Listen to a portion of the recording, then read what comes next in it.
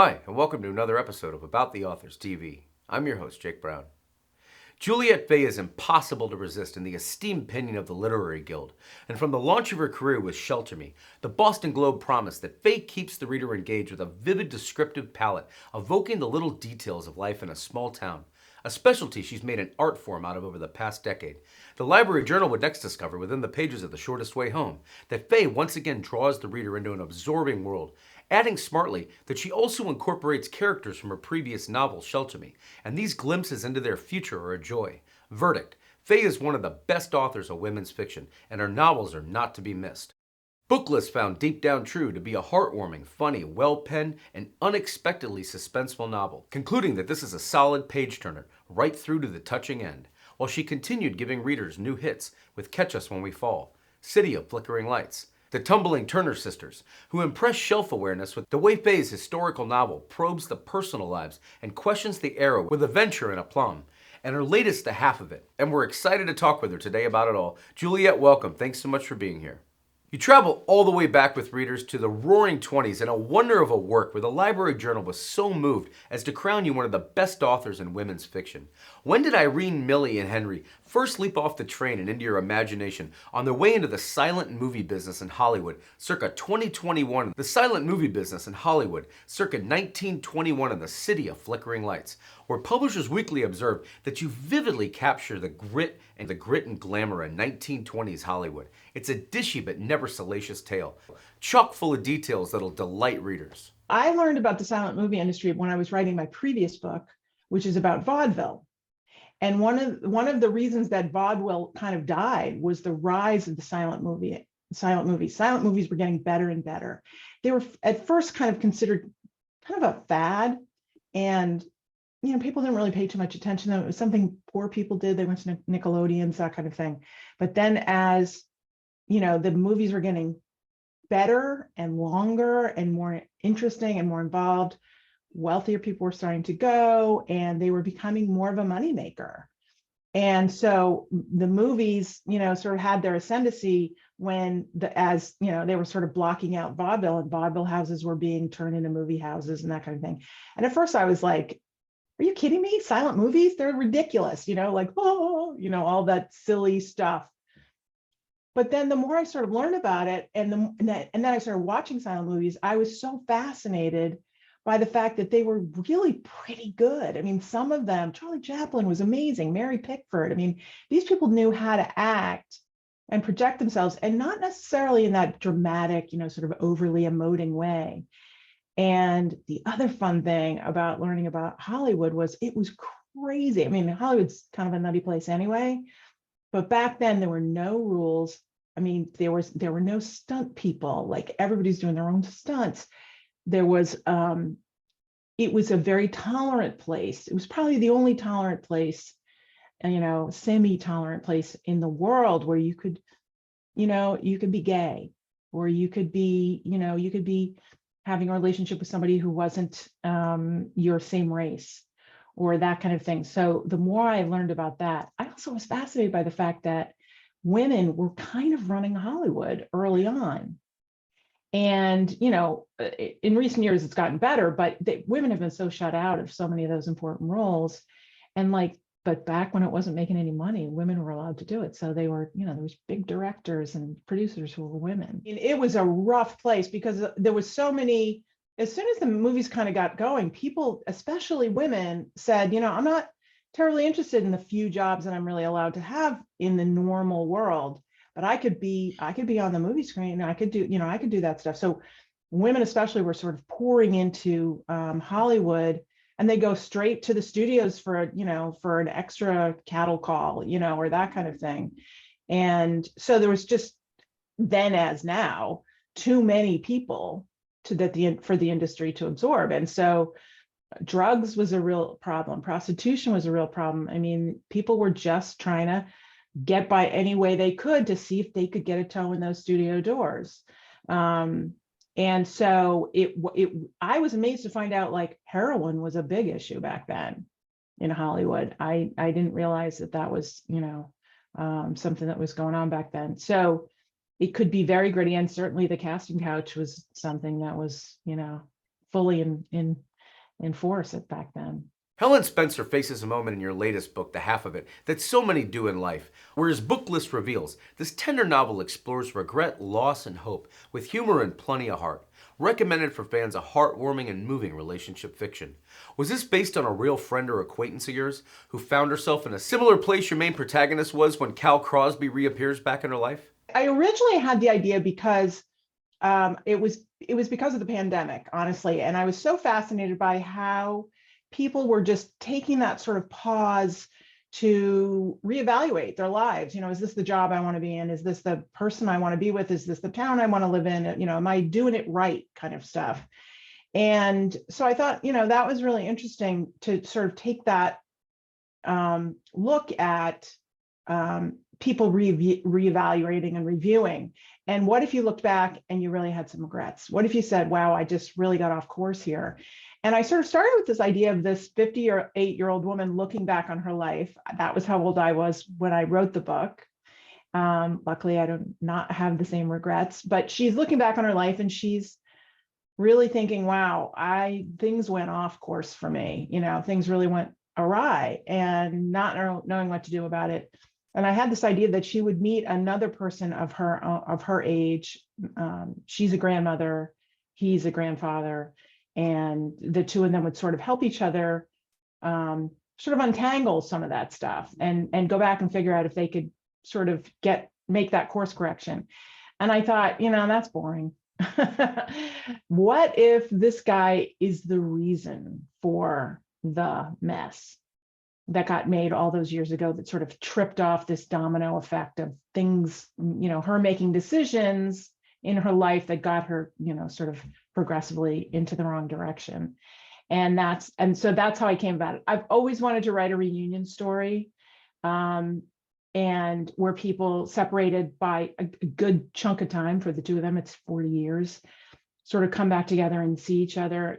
I'm at the age now where sometimes I do run into somebody I haven't seen in 20, 30, 40 years. And it's like, okay, like that's how you turned out. And it's pretty fun. So I don't really consider this a romance because it's not sort of romance genre kind of thing.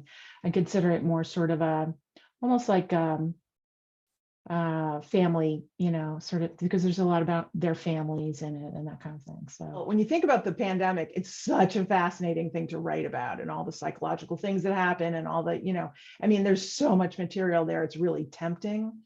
And I will say the half of it is just, there's sort of COVID's happening in the background. It's not about COVID, and it's really takes place sort of after that, really, the war surge. The funny thing about it was I was writing it, I wrote it from August 2020.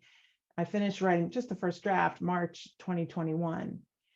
And I set it in October of 2021, assuming the pandemic would be over, right? We'd all be vaccinated, we'd all be whatever, it'll be gone.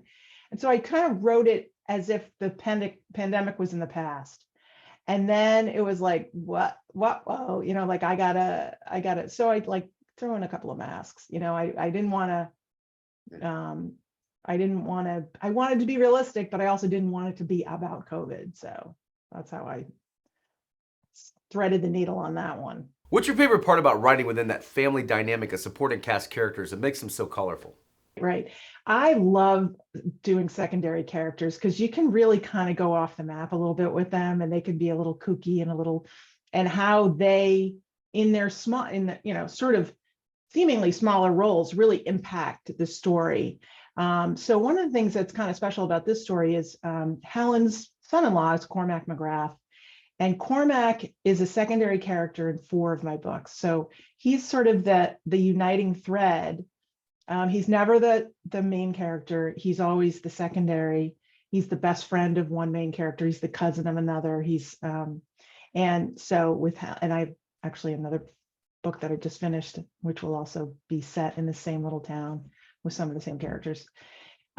So I feel like it's important to sort of build a world around these characters. And my family is really important to me. I have 4 kids. I have sisters and parents, and we all impact each other. And so that's something I really enjoy writing about. What first drew you to baseball, which plays quite cleverly into the themes that play within Catch Us When We Fall? That story came out at me at a really sort of like out of a dream. And I was sort of writing. Usually I think about a story for a while before I sit down and start writing about it. I usually come up with a theme first and then sort of what characters are so for the half of it, the theme is really regret and sort of what characters would be the most interesting to work with around that theme of regret. And with Catch Us When We Fall, I always knew I wanted to write a story about recovery. So Cass is in recovery from alcohol abuse. But sort of this other character, what would sort of his deal be? And I don't know, it just popped in my mind that I was going to make him a baseball player. And I live in Boston. I live outside of Boston. So the Red Sox, of course. My husband is a huge Red Sox fan. So I had like my in-house counsel on how to write this guy. And, at first it was like a placeholder, like, I don't know, he's a baseball player. And then as time went on and I realized that baseball was sort of his addiction. Baseball was the thing he was using to numb out the way she had been using alcohol. And it was a way for, I think readers and myself to think about, we all have ways that we kind of numb out. And some of them are fine. We all want to binge a show every once in a while or that kind of thing. And some of them become, destructive. And Scotty was really using baseball to sort of shut out emotional attachment to the rest of the world. So once I figured out that baseball was his drug of choice, I was like, oh, we're keeping it. And how could he quit when he's in the majors, especially with it being his profession and livelihood? No, you can't quit. But, like all of us, we all have our coping mechanisms and they get out of whack. They become too big. And that's when it's really a problem. Dialing back to childhood, did you grow up in a family of storytellers before you began penning your own? My mother's Italian, my father's Irish. Those are big storytelling, cultures. And so, you'd sit around the table after dinner and the stories would get going and who could tell a good story? That was sort of where you got your cred. I had an imaginary friend for sure. I also just, it was back in the day before smartphones and, DVDs and, all of that. So if you wanted to keep yourself entertained, you could read a book, if there wasn't, something else going on, which I was a voracious reader, but also I made up stories in my head all the time. I couldn't possibly count all the stories I've made up in my head because it was a way to entertain myself. And I never really thought about being a writer. It did, considering how many books I read as a kid, it's amazing that it never occurred to me that I could actually do that thing. But I didn't really have any idea of like how you went about it, like I didn't think about it. So I didn't know any writers. So it didn't occur to me until later, I had a pretty decent chunk of my career before I started writing for, seriously. How do you feel like your unique university track of study aided you in your novel writing to come? I was a human development and theology major. And if you want to go out and get a job, those are not the best ones to pick. But I felt like I really learned a lot about human development. We used to say it's psych without the rats and stats, so I learned a lot about sort of people in different ages and stages of their lives. As a theology major, I learned a lot about how people see themselves in the cosmos. How do they relate to God? How do they think about God? That kind of thing. At the Kennedy School at Harvard, I got a master's degree in public policy. So how do people organize themselves? How do we, what's motivating? How do you, get people to do the right thing and not the wrong thing? So I do think that indirectly what I studied helped me be better at thinking about how to construct a story. But I was not an English major and I did not get an MFA in creative writing. Your publishing career got off what's fair to say to a great start as one of Good Housekeeping magazine's favorite book picks, and the Boston Globe raved that you kept the reader engaged with a vivid descriptive palette, evoking little details of life in a small town, and also did a beautiful job of capturing the ebb and flow of single motherhood, from small miracles and little annoyances to the big ordeals. Janie's journal entries give uncensored voice to her thoughts, which are tinged with searing insight and often hilarious wry humor. When did you decide to take the brave dive into writing what became your first published novel, Shelter Me? I wrote Shelter Me. Shelter Me is the story of a young woman whose husband dies accidentally, and she's got 2 young kids, and she sort of has to figure out how to pull her life back together. And the impetus from that story, it was probably one of 5 stories I had in my head that year. And I was married and had had little kids. And I thought, I love my husband so much, and I still love my husband so much.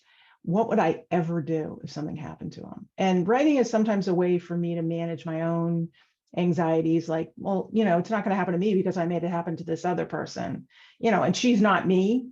But it was sort of the way I wrote that story, sort of managing like what might happen. That's what writers do. What if? So that was sort of how I got started with that. And really, I've always had all these stories running in my head, but what made me think to start writing things down was I read a really bad book. Like a friend of mine just was getting rid of books, and she was like, here, you're going on vacation, take this one. It was so bad. It was awful. And I couldn't put it down because I was like, this is the worst book I've ever read. And I'm fascinated by its badness. Like, people don't talk like this. This would never happen. This is the silliest thing ever. And I'm turning the pages, and it really made me think, maybe I could do something like this, not even get published. I never even thought about getting published. I thought, what if I could just take one of these stories and sort of do like a beginning, middle, and end. And if it wasn't terrible, maybe I would show my friends. And that's sort of, I always am thankful to that very bad book, Lighting a Fire Under Me. I was writing on my own. I didn't have a writing group. I didn't have an agent. I was just sort of like entertaining myself. And I was able, I had actually a previous book that was my first book that I really, tried to put together. And I look back on it and I thank God it never got published, because it was really my practice novel. And I had actually gotten an agent for it, but the agent couldn't sell it. And I'm grateful for that. That was kind of a silly, but I was like, I had fallen in love with writing at that point. So I was going to keep doing it either way. And when I finished Shelter Me, I knew it was better. So I put the other book aside, and I actually was able to get an agent pretty quickly with that. And she was able to sell it pretty quickly. I mean, I was very, very lucky. And I think so much of this industry is luck. Your manuscript hits their desk on a day that they are open to maybe considering taking a new author on, and they maybe have had a similar experience or similar fears or whatever, and it grabs them. I mean, it's all so personal and subjective. So I do feel like I've had a lot of luck. Now, we often talk on the show about that dreaded sophomore follow-up. Did you already have a jump on writing Deep Down True by then? I wish, because it was the hardest book I wrote, I think, in the sense of I suddenly had these, like readers and my editor and all these people that weren't in my head. Sort of, I felt like they were looking over my shoulder. And so really, I was really struggling to sort of keep those voices out of my head and just write the book, just write the story, write it the way you hear it. Don't, so it's amazing how many authors really struggle with that. And if I had known, but I didn't know anything. I was like a baby, I was so new to the industry. So, and actually Shelter Me got published quickly because it got this great deal, this Target deal. So it came out really fast. And so I was like just starting to sort of pull together that next book, and it was tough. By that time, I felt like I had figured out how to just like, sort of put myself in a little mentally, I call it my mental soundproof booth, like it's just you and the story.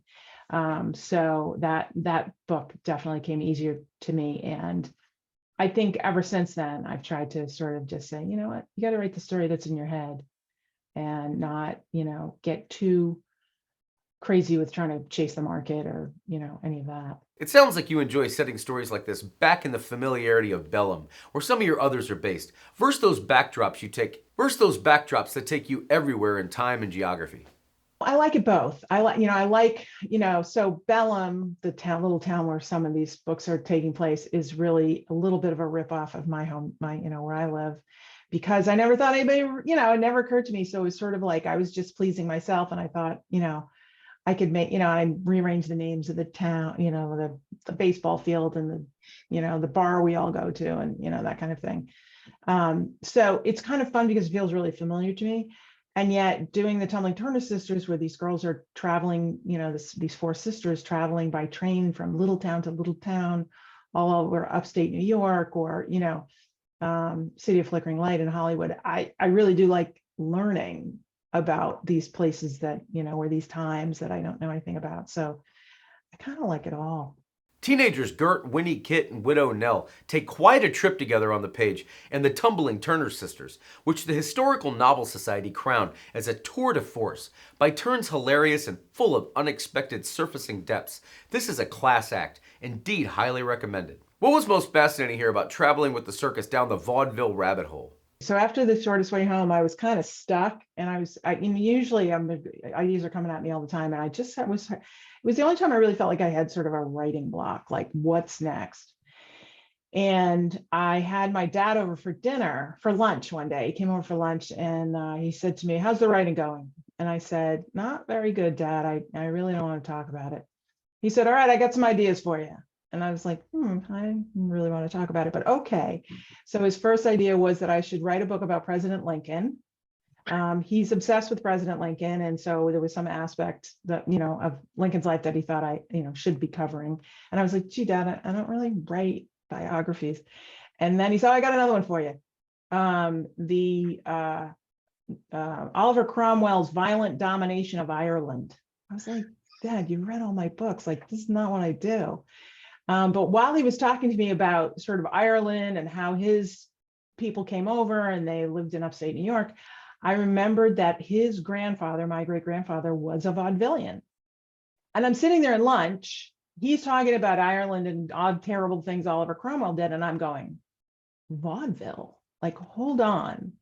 And I was like, I don't think I've ever seen a novel about vaudeville. I mean, I know there are some out there, but it's not like a common setting. And so I'd never written historical fiction before. I didn't know what, I was like, I can't do that. I didn't pay enough attention in history class to do this. So I spent 4 months just researching like crazy everything I could think of about vaudeville, and sort of put together this sort of idea, this world in my head. And I realized that that's how I sort of figured out the characters. Like, vaudeville was really a way for women and minorities to sort of break out a little bit of what, that's sort of the boxes that they were in, and travel and meet different people and make money. You can make some money in vaudeville. So that's sort of how I got started with that. And it was really fun to learn about that world. It's basically a traveling review. It's 7 to 15 unconnected acts, anything, animal tricks, acrobatics, comedians, singers, dancers, regurgitators were a big hit. People would swallow things and bring them back up in a certain order. That was huge. Lots of crazy stuff. So it could be like really, they call it big time vaudeville. That's the word where the term, it was fascinating to learn how much of the words and phrases we use today come from vaudeville. Like washed up came from this place in the center of vaudeville was the Palace Theater in New York City. And there was this, the vaudeville circuit was the best vaudeville circuit was sort of had its offices above the palace. And there's this place that's still there in Times Square. It's like a triangle, and vaudevillians used to call it the beach. And if you got a gig, you had it made. But if you didn't, you were washed up. You washed up on the beach. So anyway, learning all this stuff, it was really interesting to sort of create that world and then figure out what acts, like every week they'd go to a different town. It would be a different bill, and they would be at different places on the bill. Little by little, they were getting better. And so they were getting the better spots, and they'd meet the headliners, and they'd meet the people who could barely, draw a crowd. The mother is really the one pushing this. She's the one who they're facing eviction. Their father has just, injured his hand. He can't do work anymore. So the mother is a schemer, and she decides that vaudeville is how they're going to make some money. And she's always wanted to be on the stage. She's kind of a classic stage mother. and the girls don't really have any interest, and they don't really have any talent. So they kind of come up with this tumbling act, which is terrible. But they, as their, agent who signs them says, pretty girls in short skirts sells. So you don't have to be that great. And what was really fun about that was my editor for that book was a former gymnast. And so she would say, like, they couldn't have learned that trick that fast, or, that kind of thing. She had all this great, I really wanted to make it feel realistic. And then over time, they meet other people who can help them. Like, they meet these old comedians who say, you've added a few jokes, and they help the girls develop jokes, and, other people who help them figure out how to improve the act. So the act improves over time so that they start getting some good gigs. And I think, personally, my feeling is you have to love all your characters, even the bad guys. You have to understand how they got there. Otherwise, they're just two-dimensional. It's just a bad guy. And, all your characters have to have flaws. They all have to have faults. They all have to make bad decisions.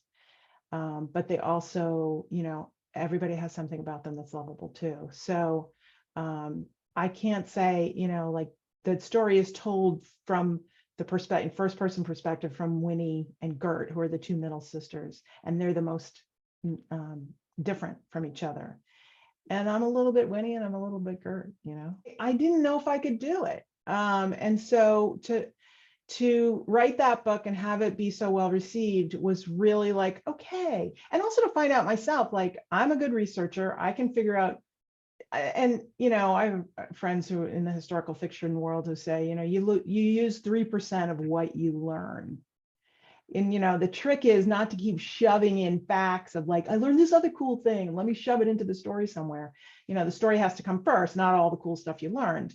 But, sort of finding what's interesting, choosing of all that stuff, what's going to go into the story. It gave me some confidence to then write The City of Flickering Light. And I've sort of gone back to contemporary since then, because this, I really got jazzed about writing this story about this woman in recovery.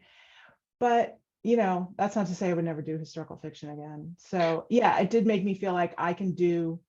That being said, I'm probably never going to write murder mysteries. It's just not where my brain goes. It's not. Every writer ultimately has to write for themselves, and it's, Absolutely. And on that note, can you tell us where you're heading next on the page? Can fans expect to return to Bellum anytime soon, for instance? I just finished writing it, and it's brand spanking new. My agent hasn't even looked at it yet. My writing group has it now. And so who knows what'll happen? Really my editor will hate it and it'll never get published. But I wanted to write, and it's set in Bellum again. But it's really a story about sort of loneliness. I think, loneliness is something we're really paying a lot more attention to now. And I think there's a way in which there's a lot more loneliness, even though we have all these thousands of ways to connect with people. In some ways, I think it keeps us in our houses more. And certainly the pandemic has made things worse. But so it's about three people in different sort of stages in life in this little town who find ways to sort of connect with each other. And sort of dispel some of that loneliness. It's also really about the power of touch. I think that, one of the things that we learned in during the pandemic is, like, I'm a physical person. Like, I like to hug my friends. Not being able to hug my friends, that was like the one thing I was like, can I just get a hug? Like, and luckily I have a family that I live with, but I think it was tough on people living alone. So that's the next one. And I have a temporary title, but they all change, so who knows. It's not COVID era set. It was very interesting writing the half of it, because we were right in the middle of it. I started writing it in August 2020, and I didn't feel like I could tell a story that totally just ignored the fact that this amazing, enormous thing had happened to the planet. And so it's not about COVID, but it has some COVID in it, because that was the reality then. This one I just finished, I kind of ignored COVID because we're all tired of it. Finally, in light of so many different opportunities opening up every day for new authors, whether through digital avenues or traditional ones still standing in the 2020s that thankfully help keep small and larger bookstores we all love so much open, what do you tell new authors of any age who ask for advice on how to get their books onto those shelves?